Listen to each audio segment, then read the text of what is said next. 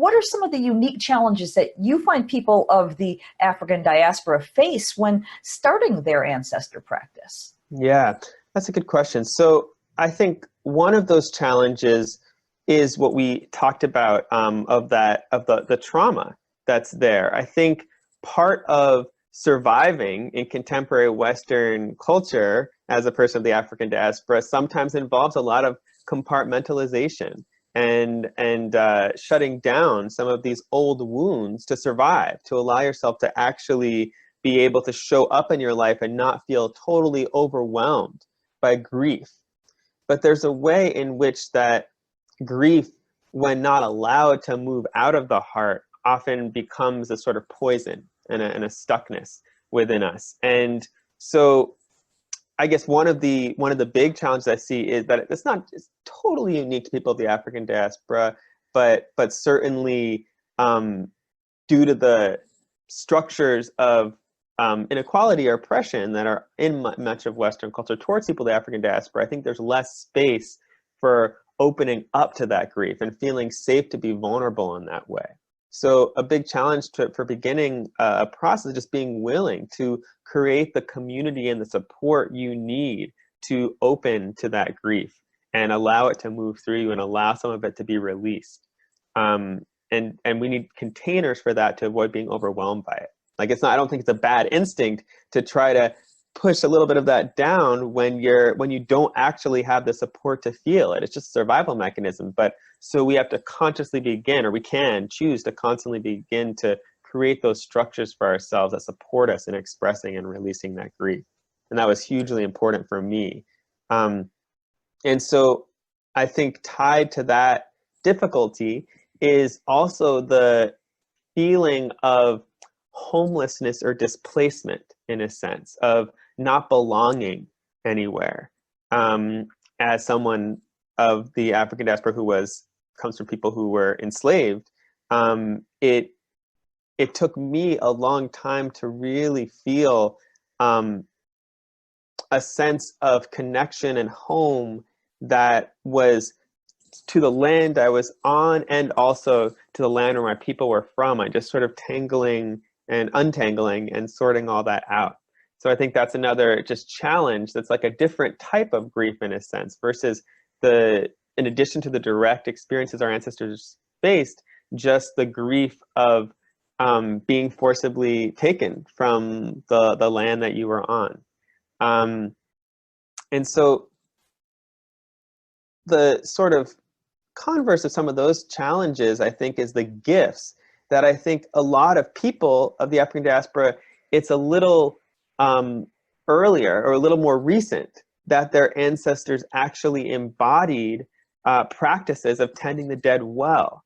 So often while there is that baggage to sort through right off the bat, once we began moving through some of that baggage, often there's a big flood of blessings and medicine on the other side because there's active ancestors that have just a few generations ago were knowing what it meant to really tend and honor your dead.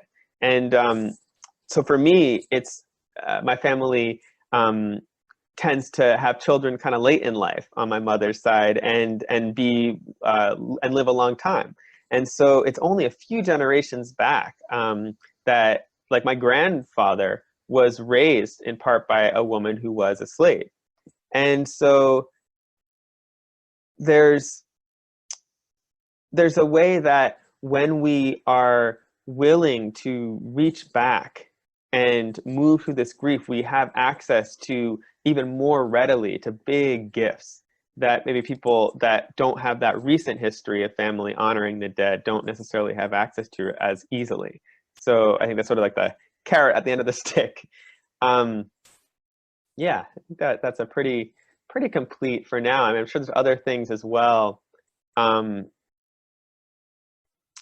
I guess the biggest thing that comes to mind in addition to all of that is just that the other side of having your family more recently honor these practices is that we live in a culture that devalues often that connection to the unseen world and to spirit and to the ancestors. So sometimes when you're still struggling for respectability in a sense, or acceptance by your dominant culture, it can feel even more dangerous, or possibly destabilizing, to begin to pick back up these ancestral traditions that our culture sort of puts a lot of shame onto.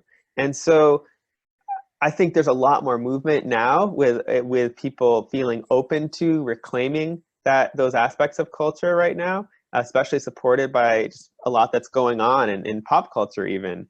But still, that fear can be there, I find, for people of the African diaspora of losing that respectability, or being seen as superstitious in a sense, and we begin to pick back up these ancestral ways. Right, that makes so much sense. And I'm also wondering, as you're talking, I know people of color who are doing genealogy research, sometimes they'll find like census records where their ancestors are inventoried as things. They might not even have a name. They would have like the last name of the owner and male 22, or that's all it is. That they're just items. And while I obviously can't directly relate to it, I can, as a human being, understand how that must just fill them with just such rage. And I wonder if you have any way of sharing, how do you get beyond that anger, that fury, to the point where you can, digest this information and move through it and actually do some healing? Mm-hmm. Yeah. Well, I think that rage and anger are really important emotions.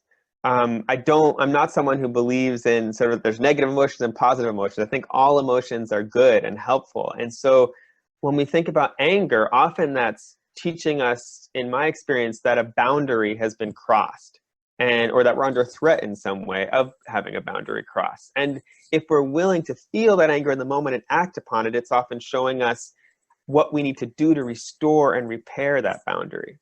And with rage, the only difference is that it's often when something extremely precious is being threatened, or when there's been a lot of old anger that's built up over time that we're feeling, maybe the anger of our ancestors. And so I think, to answer your question of how we move through that, I don't think it's just moving through. I think moving through it is a part of it, but it's not like we just need to get the anger out of the way so we can do the real work. I think often the anger and the rage is part of the process of the healing, really feeling it and allowing it to show us what needs to be restored, what needs to be repaired, to allow me to engage with my people and my traditions in a way that feels safe for me now. And what needs to happen for my people to feel safe and be at peace now, in terms of healing and restoration of the ancestral lines. So I think the other side of that is when people are using things, embodying things like racism or sexism or any of the isms, really, it's really this language of disconnection.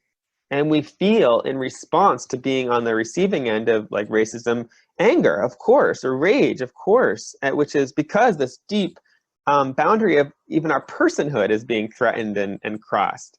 But what I found in my own process, the more I root into the wisdom of my people, the more I feel how in those moments, it's not helpful for me to respond out of my own personal small anger, because that just serves to further disconnect me from my people. I feel ungrounded. I feel like I can't think straight. I feel like there's no way I can connect. And so it's almost me getting more angry is feeding that disconnection that the original ism was trying to provoke. And so what my ancestors have showed me is it's really important in those moments to take another second to drop in to the well ones, the true ancestors in our line, and their wisdom and their blessings, and do whatever we need to do to get out of the situation so we can feel that presence and that medicine, and then respond from that place. It's not that we won't be responding with anger. Anger, again, I think anger is a great, important emotion, but we might respond then with a bigger anger from our people, our well ones, at that larger force of disconnection, rather than responding by trying to dehumanize the person that's acting in this way, in a sense. Okay, beautiful. Thank you for that.